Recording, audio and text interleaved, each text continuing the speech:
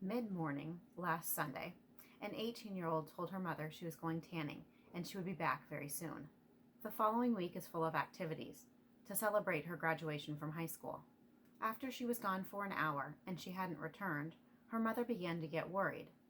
Telephone calls went unanswered, text messages went unanswered. Her mother and her boyfriend got in their car and headed in the direction of where she was going that morning. They wondered, did she have car trouble? Did she have a car accident? Did she run out of gas? Did she run into friends? Or maybe she had to wait to get a tanning bed that morning. After they got closer to the tanning location, they spotted her car, all alone in a church parking lot. But she was nowhere in sight. The car was unlocked, her phone was inside, and the keys were in the ignition. But she was missing. Hi, I'm Mindy. Welcome to the Missing Link channel. Every missing person and unsolved mystery is just one missing link away from being solved. Hit that subscribe button so you'll be notified of our future videos and help us find that missing link. Who is this 18-year-old? Her name is Madison Bell, but her friends call her Maddy. She just finished her senior year of high school, and she is 18 years old. She has brown hair and brown eyes. She is 5'6" and weighs approximately 125 pounds. She has a tattoo of a cross on her neck. Maddy is the captain of her high school cheerleading squad. Her mother explained that cheerleading has been a passion of hers since she was in the 7th grade. Maddy is a born leader. She is very mature, very responsible, and very loving. She is absolutely beautiful. She loves wearing makeup. She loves iced coffee from McDonald's, and she really loves the beach, especially Destin, Florida. Her mother and boyfriend said that after she finished college, she planned to move to that part of Florida. Maddy was accepted to the University of Ohio, which is about 30 minutes from home. Her boyfriend said that her entire tuition was covered by either grants or scholarships. Maddy is planning on studying nursing. Her boyfriend said she is so excited to go to college next year. I will do my best to talk about Maddy in the present tense, because I truly hope that she is found alive and safe. As of this moment when I am recording this, Maddy is missing and definitely in danger, but there is no evidence to show that she is not alive. In fact, I hope by the time I finish recording this video, editing it, and uploading it, I hope that she is found alive. Maddy lives in Greenfield, Ohio. The population is so small that it isn't even considered a city. It is called a village. The population in 2010 was a little over 4,600. Greenfield is located in western Ohio. Due to the quarantine, many local businesses had been closed, including the place where Maddy was headed that morning. She was headed to the Country Corner Market. At the market, they have groceries, tanning beds, fishing equipment, and they have a deli. This market is located just outside town, and the tanning beds had opened on May 15th, which was a Friday. Maddy went tanning at this location on Friday and Saturday. I imagine that Maddy wanted to get tan for all the photos she would be in this next week. This week was meant to celebrate her graduation from high school. It was senior week, packed full of so many activities with family and friends.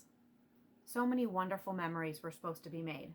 So many celebrations to attend. It should have been a happy time, but instead, one of Greenfield's own disappeared without a trace.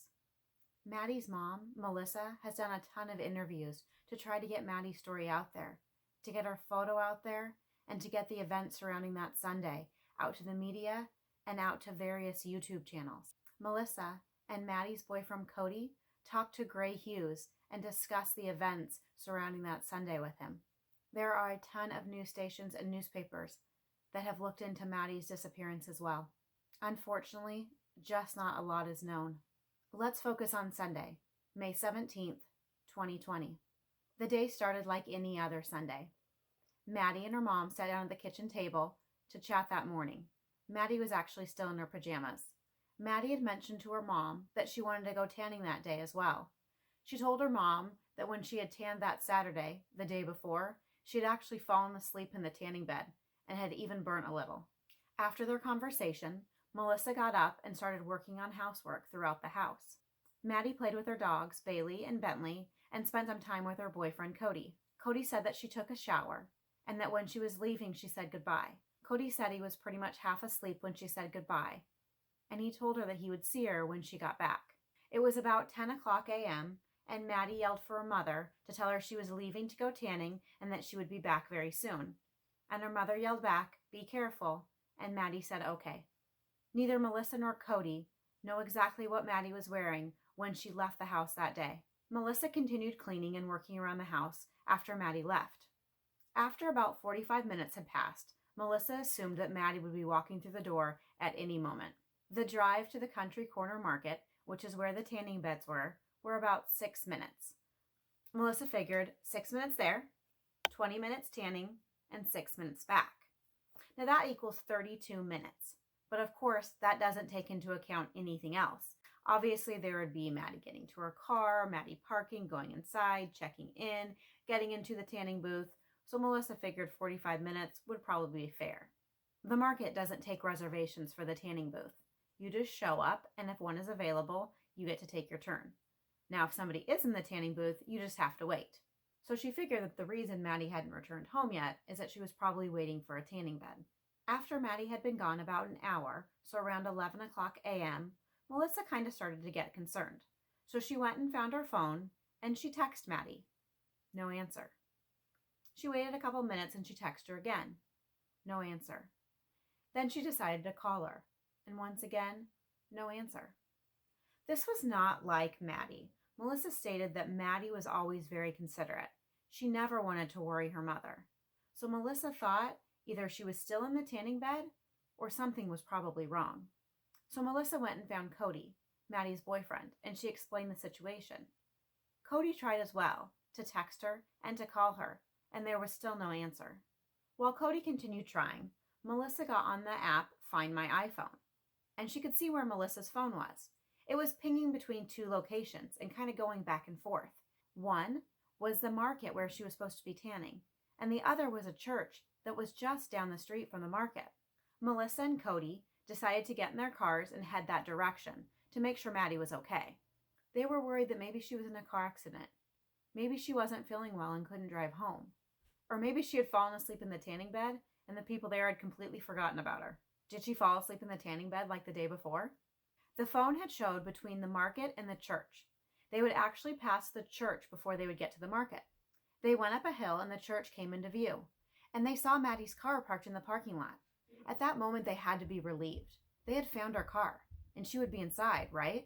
Maddy's car was the only car parked in the church parking lot.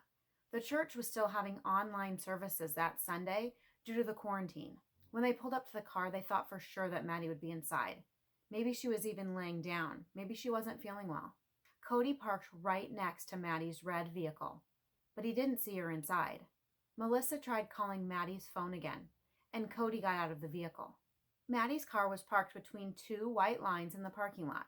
However, her tires were turned. It was as if she turned the wheel towards the driver's side. Maddy's car had the windows rolled up, but the driver's side door was unlocked. Cody described that this was very unusual, that Maddy always locked her car. Cody opened the car and looked inside. Maddy was nowhere to be seen. But her phone was there, and the keys were in the ignition. Cody said that where he found Maddy's phone was very curious because she had never put her phone there in the past.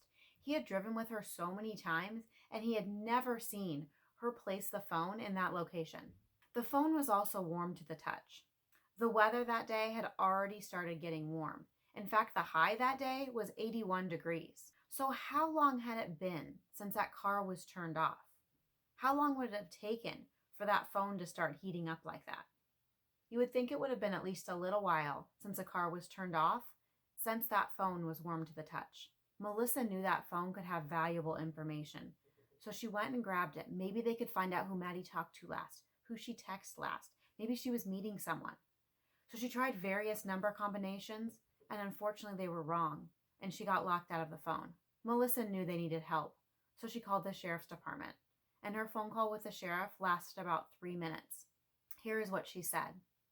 The car is sitting in the parking lot with the keys in it, unlocked with her phone in it. She's nowhere to be found. She left her phone, which is so unlike her. She's never done anything like this before, ever. The sheriff arrived, they impounded her car, and took her phone. They were hoping that the phone or the car would provide valuable clues or evidence to Maddy's location. The sheriff later stated that nothing out of the ordinary was found in the car. Nothing was disheveled, and nothing looked like someone had rummaged through it. The sheriff quickly determined that Maddy had never made it to the country corner market that day. She wasn't on any of their surveillance cameras. She had never signed into TAN. What made her stop at the church? Why did she go there? Was that her plan all along? Or when she drove by, did she see someone she knew? Later that evening, in the early morning hours, Melissa remembered the code to Maddy's phone. So she emailed it to the sheriff's department, and they were able to unlock her phone. Witnesses also started coming forward that day. At approximately 9:45 on that Sunday morning, an elderly couple had come to the church. They actually went inside, and they noticed a white vehicle in the church parking lot. It wasn't pulled into the parking spaces. It was actually facing the street. It was a white 4-door sedan. They also stated that they saw a tall, white man with sandy blonde hair by the vehicle. He was wearing a polo shirt, and they described his hair as shaggy, but not long. They also said he had a clean-cut face. About the same time, another couple drove by, and they saw the same man and the same vehicle with California plates in the church parking lot. I've heard a lot of people talk about the California license plate, and they wonder why two different people would have recognized the California plates. Well, I can tell you, in a small town, everyone looks at license plates, especially if it's a car they don't recognize. In a small town, everybody knows what vehicle everyone drives. And if there's a vehicle they don't recognize, they definitely look at the license plate. They would look to see if it was from a different state or even a different county. Small town people know each other, and they know each other's cars. When you see a car you don't recognize, you definitely look at it closely. And I can completely see a California license plate sticking out to them. The church did have cameras set up. However, they are described as dummy cameras, and they didn't record anything. They were just for show, to scare people away. If only that church had had a video camera that worked, it would have recorded everything that happened that Sunday morning. That video would have held the answers to what happened to Maddy that morning. It would have told what happened after she entered that parking lot. It may have even answered the question of why she entered the parking lot. The video could have given a better description of the man and the white vehicle. What bothers me is, did the man see the video cameras? If so, why would he commit a crime or try to kidnap someone on video? Why would he risk being caught? Why would he risk being on video? Or did this man know that the video wasn't recording him? The white car turned out of the church parking lot and headed down Highway 28.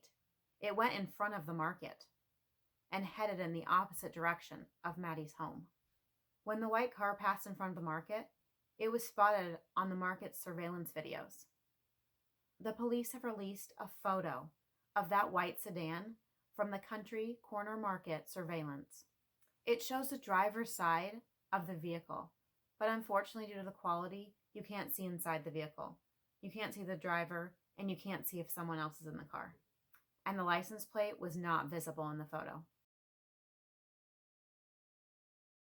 I wonder what exact time that photo was taken.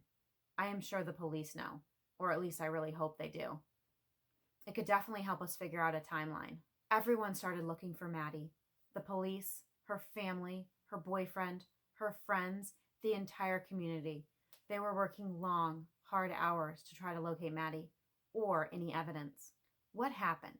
I see 5 possible scenarios. Number 1, it was a robbery. Number 2, she ran away. Number 3, she left with someone she knew. Number 4, she was taken by someone she knew. And number 5, she was taken by a stranger. Let's look at each one separately. Number 1, robbery. However, I think we can say right away that this definitely wasn't a robbery. Her phone was in the car, there was change in the car, and the car itself. The keys were found in the ignition. If it was a robbery, all of those items would have been taken. Number 2, she ran away. But I think this is highly unlikely too, mainly because she didn't take anything with her.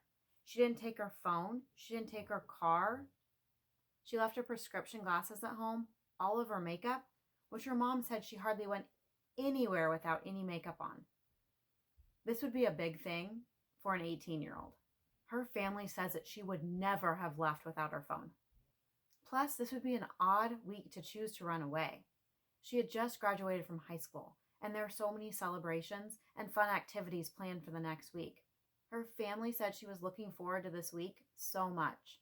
Third, she willingly left with friends. But her boyfriend said the second he looked in that car, he knew this wasn't the case because her phone was there. She never would have left without her phone. Why would she leave her phone? She always has her phone with her. This just doesn't make sense. The next two scenarios seem the most likely to me. Number 4, that she was kidnapped by someone she knew. And number 5, that she was kidnapped by a stranger. Maddy's mom, Melissa, said that she had left that morning with no makeup on and that she'd planned to come home fairly soon. Cody told Gray Hughes that Maddy had showered that morning. At first, I thought this was really unusual because why would you shower and then go to a tanning bed and get hot and sweaty and be in the bed for 20 minutes? But then I did some research online and I saw that it's actually recommended that you shower before and after tanning. So now I think that taking the shower may not be that unusual. I thought maybe she had showered and gotten ready to go meet someone, but now I'm not so sure. Some people question why Maddy's mom told her to be careful before she left. I don't think this is so unusual. She's only 18 years old and she's only been driving for a few years. And Cody said that Maddy is not the best driver. She's gotten into fender benders. She's hit things. She's not the best driver. So I think it's completely normal that her mom told her to be careful. Just to be careful on the road, to be careful driving. It was probably something she said to her every time she left the house. It may have just been habit. In this case, I could definitely see that Melissa would tell Maddy to be careful. Be careful while driving. Let's focus on Maddy's car and how the tires were positioned. When someone parks and they're not in a hurry, they usually straighten their wheels before they get out of the car. But that wasn't the case here. Maddy's tires were turned as you were sitting in a vehicle to the left, towards the driver's side, towards the road she had just come in off of. Did she not straighten the tires because she got out of her car quickly, or she was in a hurry? Or did something happen in the car that made the steering wheel turn that way? Cody, her boyfriend, said that Maddy was scared of her own shadow, that there was no way she would get in a car with a stranger. So she was either forced in another car or she was abducted. What do you think happened? Why do you think she entered the church parking lot that day? What made her stop and not continue on to the market that morning? Did she see someone she knew? Did she leave willingly? Was the person seen in the parking lot a stranger? If so, had that man seen Maddy around town? Had he seen her tanning at the market the last 2 mornings? Was he waiting for her to return again? We know that white car was seen in the church parking lot approximately 20 minutes before Maddy would have driven by. Police just released a photo of a man. They want to question this man in the disappearance of Maddy. He is a person of interest. Police want to question him to see whether he has any information or whether he can lead them to Maddy. The photo was just released Thursday afternoon. Was this the person that took Maddy? The elderly couple stated that he had a clean-cut face. Now, when they described clean-cut, did they mean that he had a nice appearance, that he dressed nice? Because obviously from the photo, the man had facial hair. Maybe they said he was clean-cut and not had a clean-cut face. That is kind of a weird description. I pray for Maddy's mother, Maddy's boyfriend, the rest of her family, her friends, and the entire community. The not knowing of what happened to her and where she is absolutely awful. They are living in a true nightmare. I pray that before I finish editing the video and getting it uploaded, that Maddy is found, that she can be returned to her family, returned to her mother, and returned to her boyfriend. Thank you for joining me here today. Make sure you give this video a like if you want me to continue doing updates on Maddy's case. And hit the subscribe button. Remember to follow me on social media so you can see what I am working on next. If you have a topic you would like to see discussed on this channel, feel free to send me an email. It is listed in the description box below. As always, have a wonderful day. Watch out for each other and keep looking for that missing link. Love ya, and see you in my next video.